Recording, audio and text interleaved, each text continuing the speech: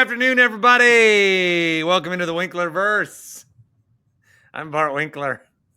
On the YouTube, so we got to do this for my buddy because my buddy Grant Bills is here. Paul Immig. Hello.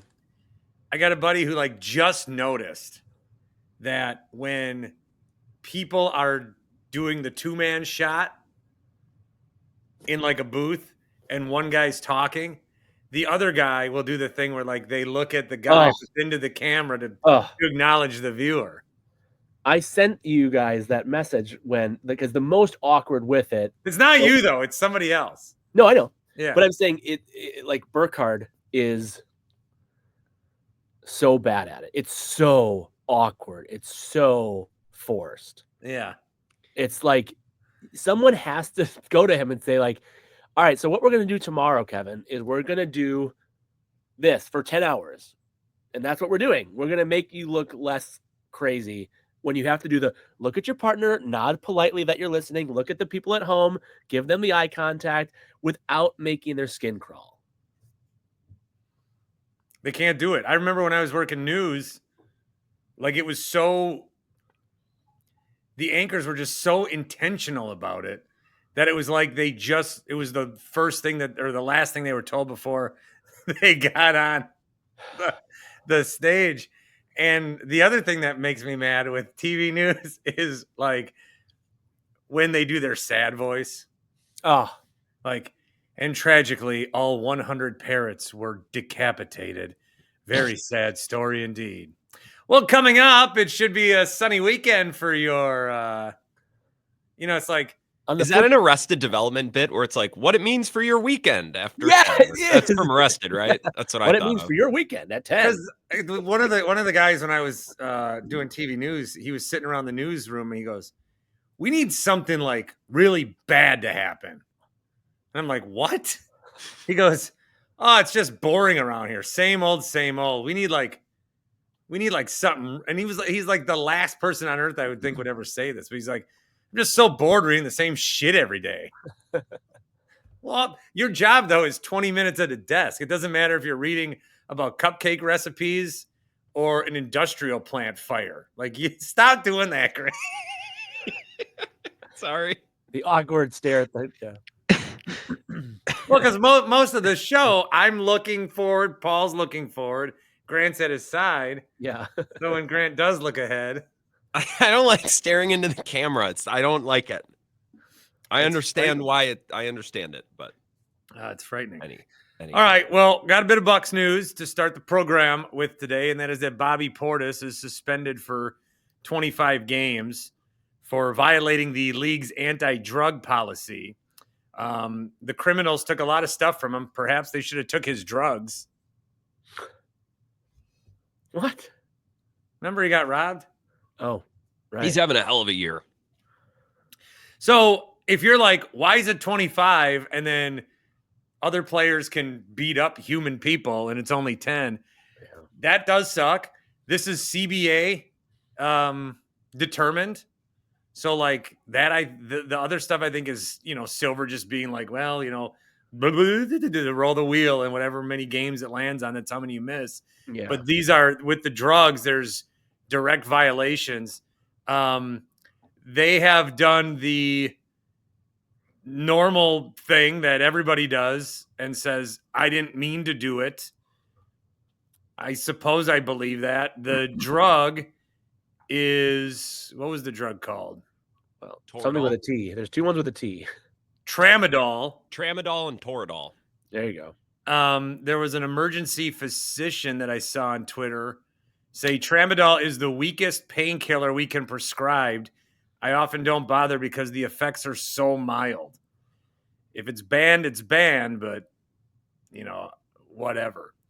So Bobby unintentionally took a pain medication. He thought he was taking Toradol, but he took Tramadol. Yeah.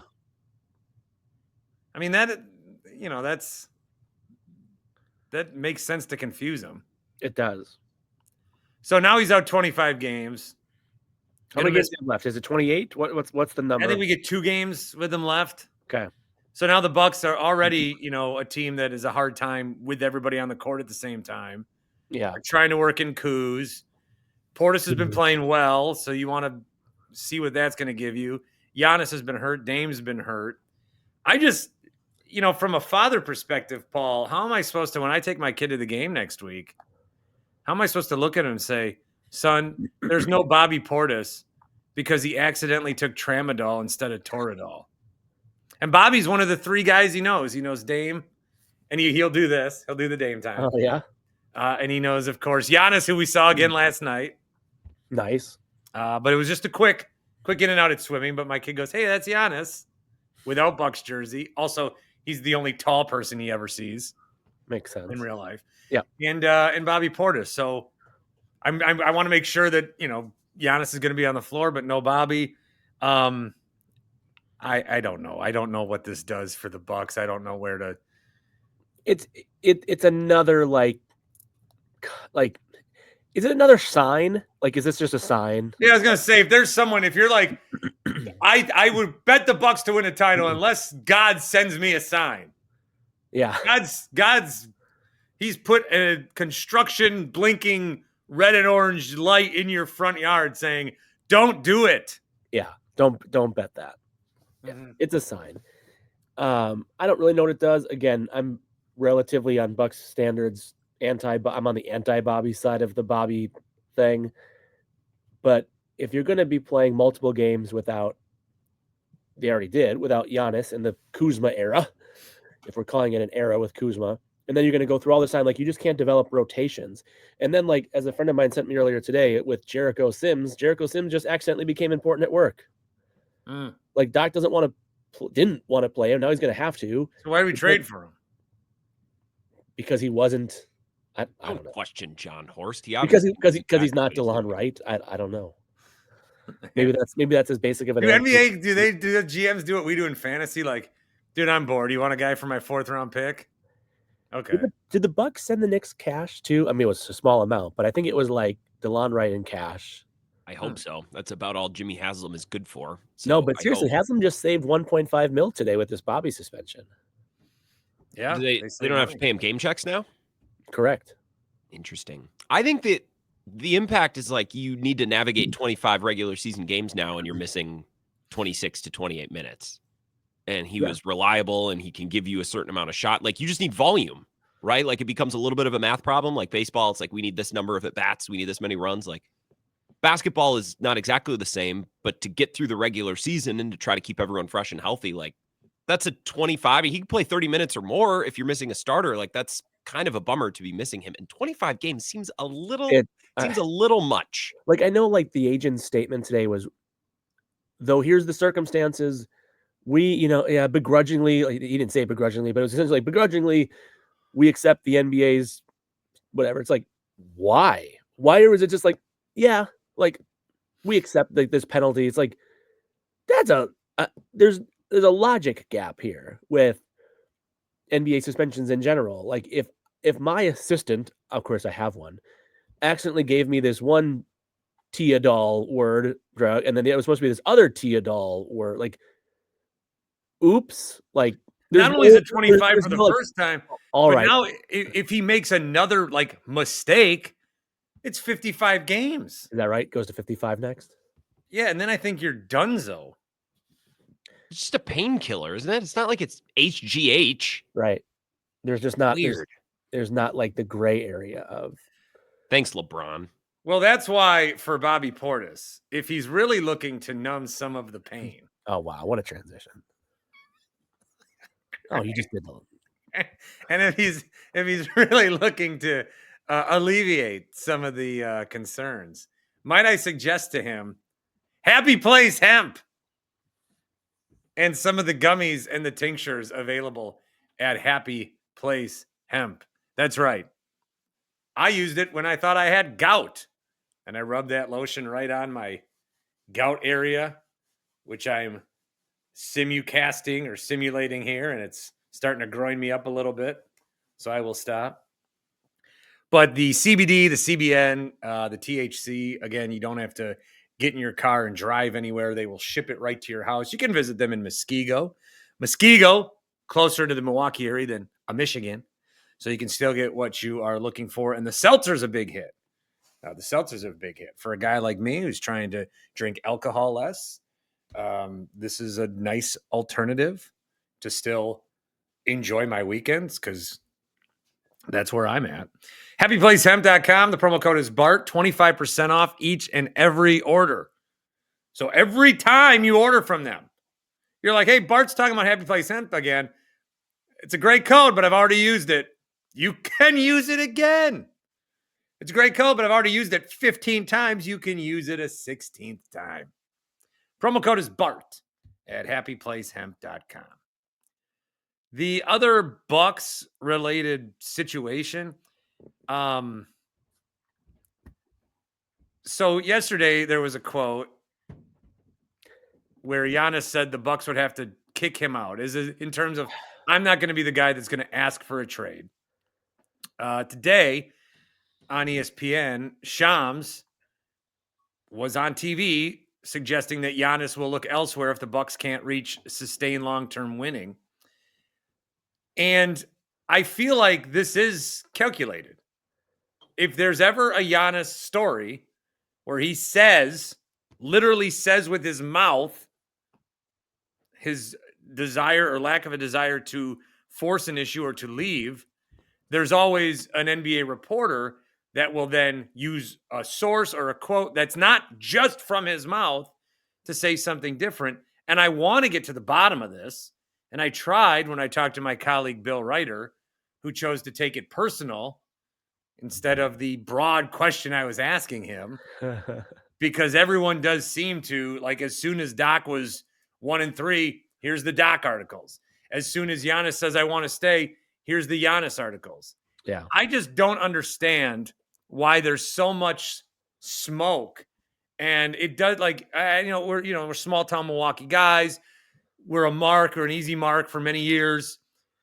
Basically I felt like my morning show was, you'll never guess what Colin Cowherd said about your favorite team. Yeah. You'll never guess what Stephen A. Smith said about your favorite team. And we're just giving more oxygen because they know that we'll bite.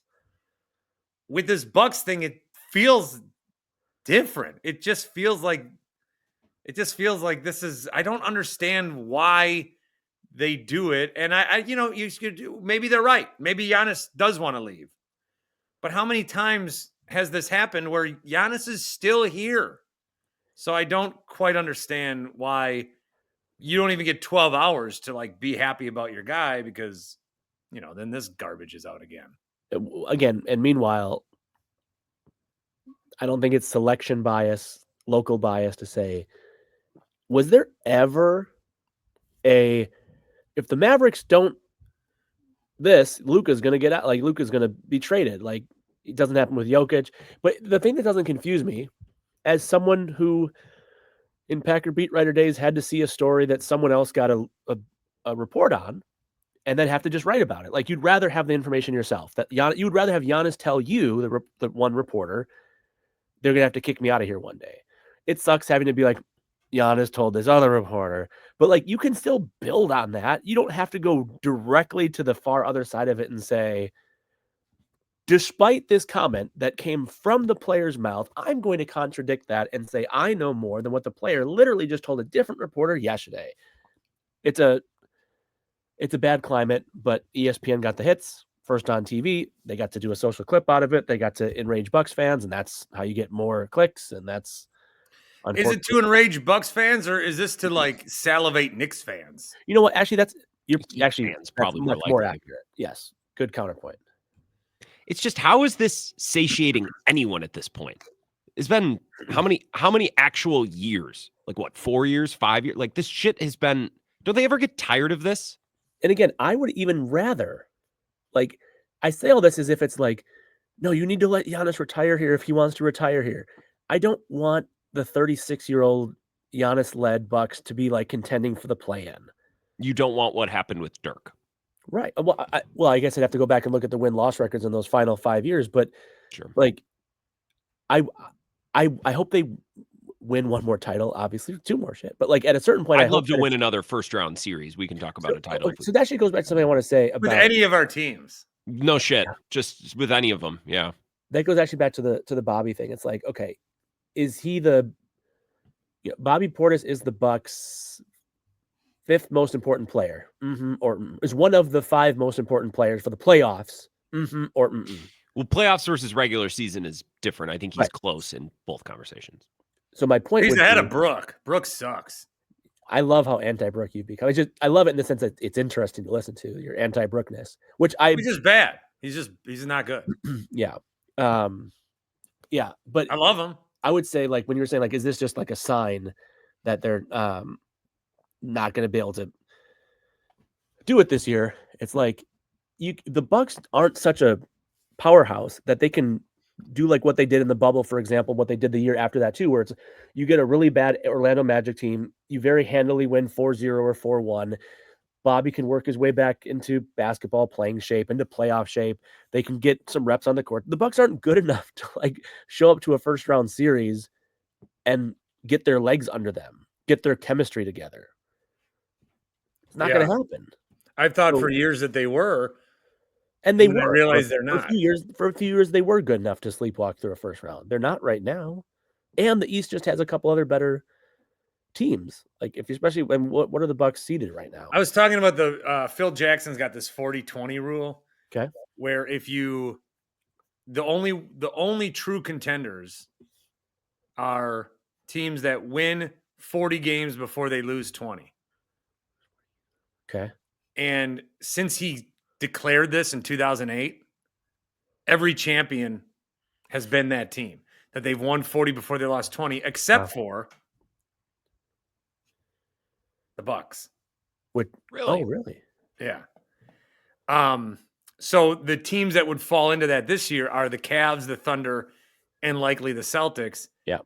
And I got to think if there's anybody that's an NBA fan, if you take those 3 teams or the field, I mean, to win the title, you're taking one of those 3 teams. For sure. I think people are going to, well, the Cavs, I mean, we're not, and the Thunder are still, but they are the 2 best teams. Yeah. But the Celtics, the Bucks can turn it on. I always said that. I was always wrong. The Celtics can, though. They are a team that can decide to just start caring a little more. And I would say I agree with that. I still I think the Knicks are a fun dark horse. The West could be wild. We'll see, but the Lakers probably have more problems than still more questions than answers. I don't know. Draymond thinks the Warriors are going to win, so I'm going to put $10 on that. But I think the Warriors would be the most interesting team to come out of the West. Them or the Thunder. I'm not anti-Thunder. The Thunder, until proven otherwise, are the early Budenholzer Bucks. It's like stacked, young, deep, can win a ton of regular season games, but then in a 7-game sample against teams with real star power or real experience, it's a little different. And I think we saw that with them last year too. So I don't know. It feels like the Celtics year again, and it feels like they'll win, and it will be the least followed and watched and talked about NBA playoffs in a long time if that happens. Like if it's a Thunder Cavs 7? I don't think the Cavs. I don't take the Cavs seriously. Well, they're good. I take them seriously, but I think the Celtics are going to have a very similar run like they had last year. I know they haven't been perfect, but I don't know. So if your life's on the line, who do you take right now? Celtics. And it sucks. I don't want to, but Celtics. Yeah, that probably feels like the safe bet. Well, how far do you think the Bucks go? You know what I got to start doing? I'm so tired of having predictions. I lose so much money on things that I like. The real things that I believe, like I was on the air last February, after their big losing streak, saying Detroit's making the playoffs next year. Mm-hmm. And I got no evidence of that. I didn't do anything with it. Yeah, I can say it now, but no one gives a shit. It's like Blackout Wednesday or the golden age of Brewers baseball. Which I invented and we invented. That's correct. Yeah. Wait, who was going to watch 30 Rock for the first time? Bart, was that you? No, I was going to do a rewatch. I would like to watch it for the first time, but I am so deep in Deadliest Catch right now to the point it might be months until I emerge to watch anything else. So Deadliest Catch without the crabs. Your Friendly Neighborhood Spider-Man is a really good cartoon Marvel just put out, and that was good. Is it good? Yes. Okay. It's good. Like it's Like, is it along? Is it like similar to the Across the Spider-Verse and Into the Spider-Verse movies? no, it's just another retelling of Spider-Man. Okay.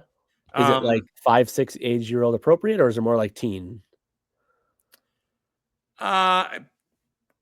It's probably a little older because there's like a storyline to follow. Okay. There's not just this. So I think you still got to be watching your friend. I think you still got to watch Amazing Friends. Sure. This I was going to have him watch, but there's not enough. There's a little more Peter Parker than there is Spidey. Sure. So you're watching it. Well, I watched it. It's a good show. Okay. And I don't want to spend too much time on this, but they were going to like do it as if it was a prelude to Tom Holland's Spider-Man, and then they just ran into so many speed bumps. Mm-hmm. So now they live in a world where all the Avengers stuff happened, but instead of Tony Stark being the mentor to Spidey, it's Norman Osborn. Oh, okay. Who's Green Goblin. By the way, I had a strange thought the other day because I watched that video of Tom Holland being unable to buy his own Year Zero beer. And I thought, obviously he seems like a really genuine, nice celebrity type guy, right? And I was thinking and he was interviewed, besides the Target thing, I saw him interviewed outside of an airport. When I say interviewed, I mean guy with a phone asking questions and then posting online type of thing. And I was thinking, if you were with your kid who knows that Tom Holland is Peter Parker, Spider-Man, he seems like I'm going to put a 90% chance that he'd be like, can you just be Peter? And then he would do it. What do you think? Do you think Tom Holland would play in that, if you're a 6-year-old who doesn't? I don't know. I mean, I see Giannis every week and barely say hi to him. So no, I'm not saying that, but I'm saying if your kid ran up to him and said Peter, that Tom Holland would be he would probably be like, hey. I kind of think he would. Yeah. These are things I contemplate. Because if he started talking British, the kid would be like, Spidey? Right. It would be. You're not from Queens? Yeah. As he's or Brooklyn? Yeah. I'm just on my way to grab my I'm not going to try to my beer, my non-zero, my no alcohol beer. You got anything for us today, fine sir? Well, I just want to circle back to the thing about the serious voice. Oh. I tried to slide it in earlier, but you had moved on. But I'm going to circle back and just say the best serious voice that's ever happened in the history of TV came from one Michael Cole, who, reporting on Jerry Lawler's injury, said, and Bart, you're going to know this clip, I think, where he goes, and also, I'm afraid I have to report that Jerry Lawler is also suffering from anal bleeding. And Booker T goes, what? do you know this clip? Yeah, because Vince McMahon just wanted to hear him say it. You just wanted to hear him say anal bleeding. Yeah. Yeah, I have other topics. Here's okay, I told him you had a bleeding rectum. You guys remember this scene from Curb? I just watched this episode. I think it's my favorite episode, the one with John Hamm. Yeah. Why don't we go ahead, Grant? No, you want to get to the content. Go ahead. No, I don't. I want to play the clip. With the chlorophyll. Go ahead. Oh, yes. Here you go. What? We might as well play the clip. Good. Right. Information on Jerry the King Lawler that just came in a few moments ago. We understand that Jerry Lawler has bruised ribs, and with all due respect, he's also suffering from anal bleeding. What? What? So Vince, Vince was a menace to Michael Cole. Yes. Michael Cole's not shy about. I actually like my job for once. He's been there for 30 years. Yeah. They've had him do a lot of really, really dumb stuff. But I don't think Booker T knew he was going to say that. I don't think so either. Which made the deadpan of what? What? After Michael Cole's trying to use serious face. And by the way, you're a WWE guy. If someone was to say local medical facility, and the person who you say that to knows exactly what you're talking about, you're talking to a wrestling fan or a WWE fan at the very least. They wouldn't say hospital. Speaking of Michael Cole, though, you're not a wrestling fan if you call WWE wrestling, because he confirmed yet again that they're not a wrestling company. They're not. They're sports entertainment. No, they're a storytelling entity. Oh, interesting.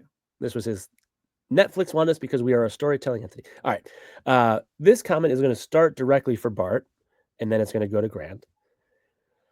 After reading the full Mark Attanasio quote, courtesy of Andrew Wagner, he would like to issue an apology to the Brewers and to Mark Attanasio. Or No. Well, okay. First of all, I didn't do anything wrong. I'm not saying you did anything wrong, but you'd like So to apologize. the Nightingale quote was.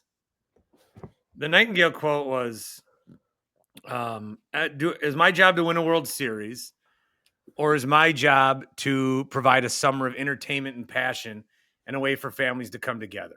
Okay? Yep. So let me read the full quote, which I've got a lot to say about this. Thank you. You're welcome. What's happened since Yelich signed his contract? Do you foresee ever doing a deal like that again?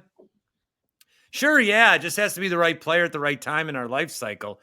I thought about this a lot when we did the contract. It's great to have generational players that the fans can follow. We had Yount, but you get into the question of what is your job as a steward of baseball here? Is my job to win a World Series? And now everyone's going to say, oh, he doesn't want to win a World Series, but is my job to win a World Series, or is my job to provide a summer of entertainment and passion and a way for families to come together? Because you don't know when you sign someone. I decided that it was more so that when you would get Christian Yelich in a trade, how that would go into the fancy computer model that Matt Arnold has. So I'm committed to that. That's a lot of rambling. End quote. End quote. I don't think that the quote is different. It's 100% different. In what way? Said, let me walk you through my journey with this quote. You sent it. I was aghast. And first of all, I'm sorry. Go ahead. Everybody that is covering Mark Attanasio hears him say this. It's not on video. No one puts it in their articles. They all sit back and wait for Nightingale to edit it in a way or to use some. And then once he's got all this attention, here come, the media, the local media, to save the Brewers ownership and say, actually, here's what he said. Where's the foresight to be like, this is an interesting quote. I understand it might get, tangled. I want to show everybody what Mark's thinking. If you're going to defend Mark, if you're going to be so defensive of Mark, why aren't you offensive for Mark? You know what I'm saying? Sure. But what I would say about what makes it different is, first off, I'm a very nerdy, purist journalist type. No. Right. Shocking. What Bob Nightingale did, and not shocked. I'll borrow the Mike Heller to Brian No, and I'll say, not shocking that it was Bob Nightingale, but that is piss poor journalism. You cannot trim the middle. I understand that. It's bullshit. So because I could say and you could clip this. I could say, and I'll be light about it, but I could say, there's one thing that I'll never say. I hate Paul Emick. But you could clip me going, I hate Paul Emick. I did say that, but it's not in the right context. One thing that bothers me, Mr. Journalist Man, is people will say something and then they don't like the reaction to it. And then they'll say, well, you're taking me out of context. The fuck if I am. I'm relaying your words. Without context. No. Taking it out of context is like what I just did. There's the phrase you took it out of context has gotten really taken out of context. You guys know what the ellipsis is? Like the ... right? Yeah.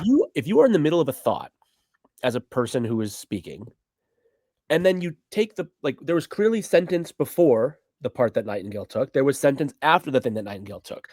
If you want to still skirt the lines of ethics, but you want to still put the quote out there, at the very least, to maintain some semblance of professionalism, in my opinion, you'd at least have to go ... insert the spot ... at the end. You're saying there was things said before, there were things said after. There were things said in the middle, too, by the way. There was also in the middle where he said, well, now people are going to say, I don't want to win a World Series. Yeah, that should have been in there. It has to be in there. It was in the middle. That should have been in there, but I don't know. What I took from the short and the long, so the fake and the real, is that Mark is struggling with trying to figure out how he can best serve Brewers fans. Mm-hmm. Do we agree? Yes. He is struggling with how he can best serve Brewers fans. So he's thinking, and this is where I applaud them and I do understand the argument. Well, he could sell it tomorrow and, make so much money. He doesn't have that money right now. He's putting whatever money he has into it. He's spending on other things. Should a sports owner only spend on the sports team? These are all questions we can, sift through. But I do believe that the Brewers are trying to put out a winner. I mean, they just had the manager and executive of the year. Right. Or they're either trying or they're doing it on accident because it's all they've done the last couple of years is win. Right. They're winning the Central. They're playing way above, expectations and their talent.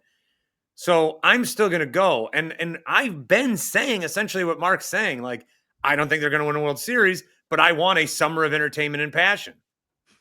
To say that as a phrase in and of itself ruins the whole thing for me. Why is my owner thinking about the phrase summer of entertainment and passion? I know it's hard. Baseball's hard. I get it. It's small. I get it. I don't need, like, it's the same reason that we air these and I don't put on my YouTube channel the conversations I have with the person who is my therapist right now, because you don't need to see them struggle through it. You want the end product. Yeah. I don't need to see Mark struggling through how hard it is to be an owner. So, right. So let's do the PR side of this. If you're his PR person, you're like, fuck, I think a fan should appreciate the therapeutic dialogue that he's offering. I think it's really interesting. The thing that sucks is I think that full clip, the full quote, is a really interesting topic. I do too. It's a really interesting topic about ultimately what you hope to achieve. And again, if the Brewers are out of it by June, you can't give the people of Milwaukee who love your baseball team an entertaining summer of passion and whatever. You guys also do the summer of passion. Terrible. Whatever. I mean, I'm just using his term. So my point is like when he says that, a Brewers would be like, I really hope no one takes it out of context, but like in the proper context of which it should be presented, you and anybody else should just be like, yep, I would like to amend my hot take or my vitriol. So I don't think I had a hot take, first of all. But I'm not even saying you did, but I'm just saying like the general, and again, some of this But I did rush to my basement to record about it at 2:30 in the morning. I did put out a video as soon as I got home. Yeah.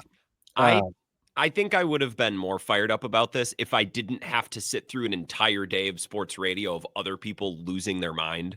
Because by the time I went on the air at 4 yesterday, I'm like, man, okay, so, I was seeing Sparky go through it. I'm like, well, yeah, it's not a perfect quote, but Jesus Christ, like all they do is win the division and get in the playoffs. They should have beat the Mets last year. That's not on Mark. That's on Devin Williams, right? He's got to get Pete Alonso out or whatever. I'm with you, Paul, and that quote is a very interesting look into great topic. It's a great the topic. Yelich contract. And this is the way I read it. I'm not excusing the quote because it's kind of dopey and it's imperfect, but I think the full answer, the thought process behind, well, look, it's probably actually not what's best for our team to sign Yelich to that long-term deal. It's probably best to get the most out of him, trade him away, recoup our value, and move on. But Mark is talking about, forget summer of entertainment and passion. I think in the context of that long answer, he's saying, I mean, it's best to not sign those guys, but what am I supposed to tell my fans? Are they not supposed to have a guy? Are they not supposed to have... Well, we had a guy and you traded him. Who? Josh Hader. That's not the same.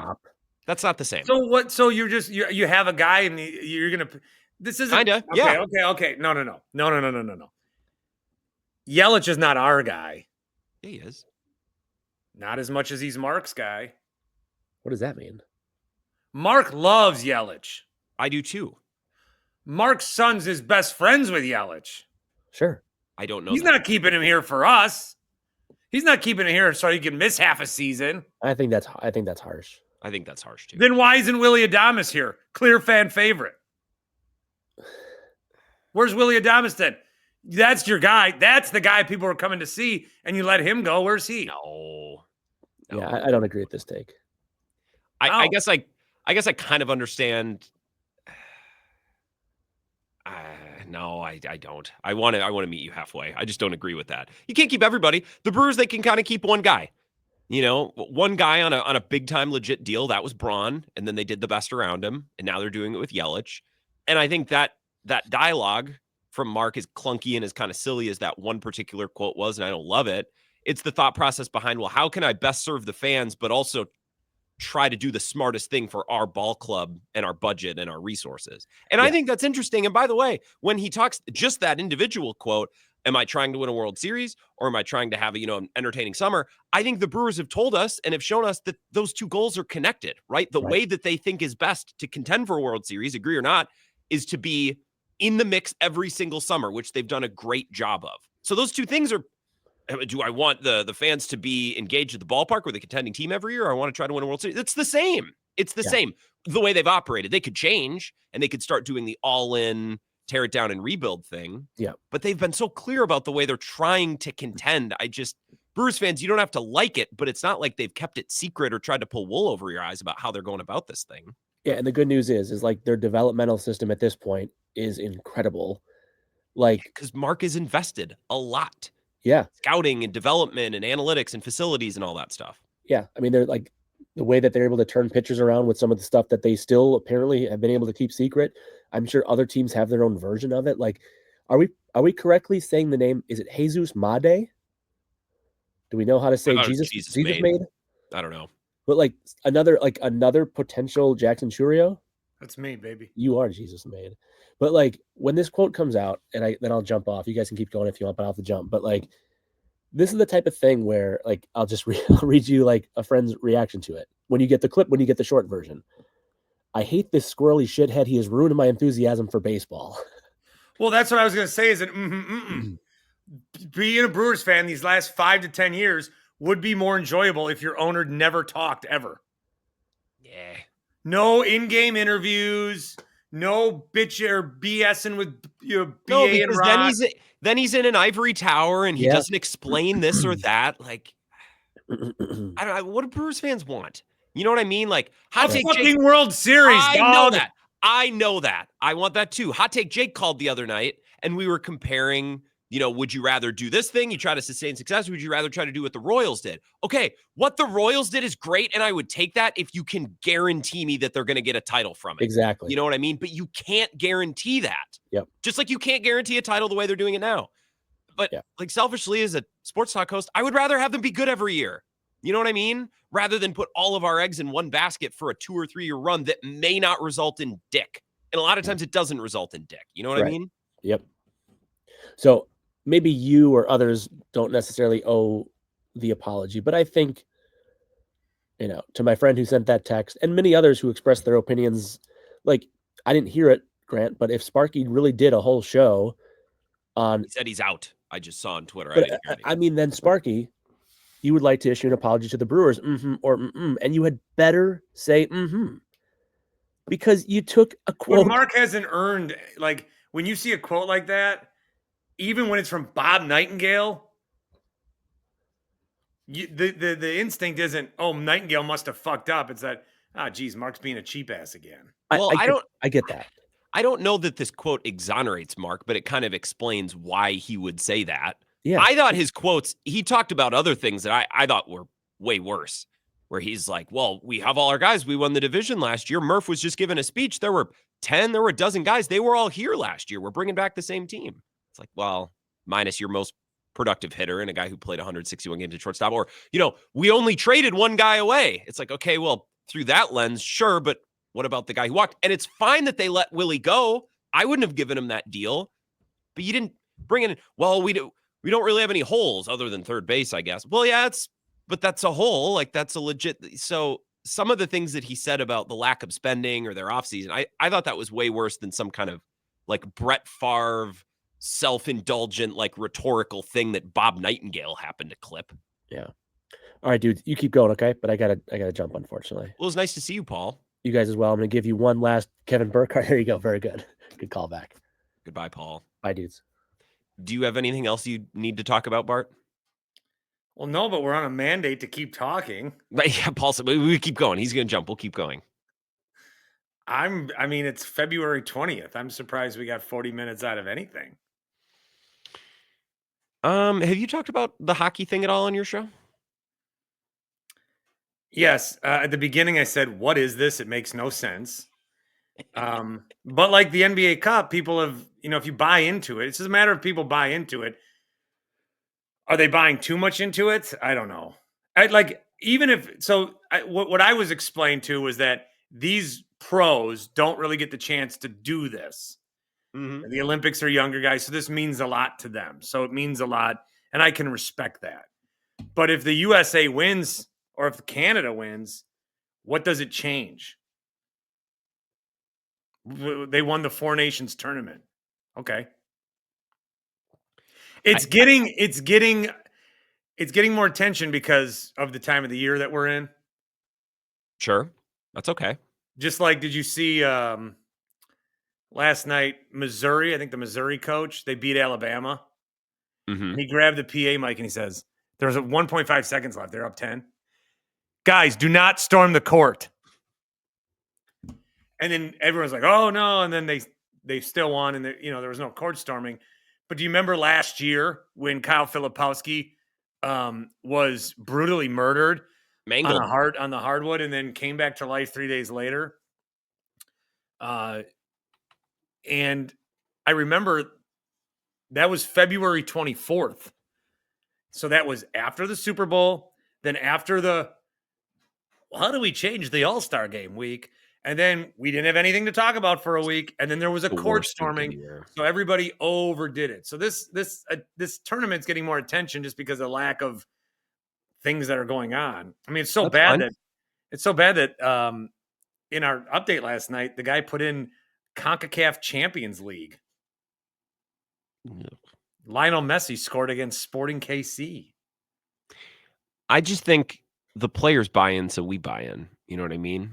And that's fine. I'm not going to say, don't enjoy it. Don't don't have pride for your country. Are you telling me to not love my country? I'm telling you to enjoy hockey in its purest form. Yeah, I'll probably watch some tonight. It'll be fun. I think I'll have to. People have been calling about it. I have to talk about it. Well, and I also think it's interesting. This is one of my least favorite weeks of sports talk of the year because it's like, the All-Star game sucked. The NBA All-Star game sucked. I hate it. Let's spend 3 hours talking about how much it sucks and how we can fix it. It's like, well, let's just talk about something else then. Let's talk about anything else. You know what I mean? If we hate it that much, just don't watch it. Talk about something else. I should. So I remember last year, the All-Star game happened, and then I did like a whole show. It's like my 5th week on this new show, and I did I'm still getting to know everybody and trying to still figure out what I can do, what I can get away with, what kind of show I can do. So I'm like, okay. And I took suggestions for 4 hours. And then I said we should change or All-Star changes, whatever. And the phone lines, they lit up. And I go, okay, I will take these calls. We will do one segment on this. I like that. And then I am done. And then we're never doing anything like this again. So I took the calls, and the ideas were just as bad as you would think. Hey, yeah, my son, they do this like hybrid 3-on-3 tournament where they have 4 guys, and it would be really cool to see the pros. Well, now we're talking 3-on-3 tournaments, and it's just the worst ideas you could come up with.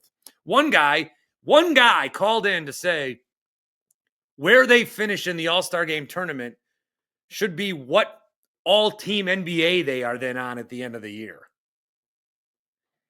And I go, guys, I have done a lot to get here. Okay.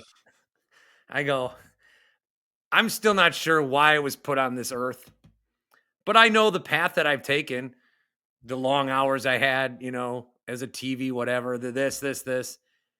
And I get here. I just know that I am not in this body to sit here and be a phone jockey over and over for some of the worst ideas I have ever heard. Mm-hmm. So we are never doing this again. Yeah. And I'm proud of that. Once you realize that no one gives a fuck about what you say, your show can get pretty interesting. It's not very that anyone liberating. will hear it. I would imagine. I don't know. I just don't like that. They should do that. Look, the players don't care. And that's fine. They don't have to care. Then I won't watch. Yeah, I got a great idea. Make them care.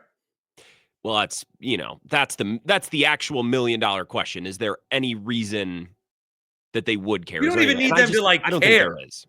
We just need them to not make a joke of it. Well, and what's annoying is when the players so obviously don't care and they're open about not caring. And then afterwards, they want to complain about the format or they want to complain, well, everyone just loves bitching about it. It's like, because you guys turn it into a fucking joke, which is fine. I won't watch it, but then don't get all defensive. Like, you guys got to own it. You got to wear it. Like, hey, we're the league with the shit all-star game. Like, you have to wear that if that's going to be your approach. You can't blame the commissioner or the format, and you sure as shit can't blame us. You guys just love to hate. Well, stop making it so easy then, you know? I wondered what was going to happen with that trophy. Kyrie's like, can I keep it? And the guys are like, sure. I don't. So Kyrie's got the trophy. Kyrie. I say Kyrie like Troy Aikman says Green Bay. Kyrie. Like Caillou. I always say YouTube on air and people don't understand it. You Midwest bumpkin. I'm a piece of shit. Grant, thanks for being here. Oh, thanks. I feel like we probably could have wrapped it up when Paul jumped, but we gave it a good old college try for a couple of minutes. Not saying it was bad. I just never really found a groove. It's fine. It's not the worst thing we've ever done, but I thought we had a nice little conversation. it was fine. It was good. I liked the story about your show the other night. That was worthwhile. I didn't add anything. Great. Adios.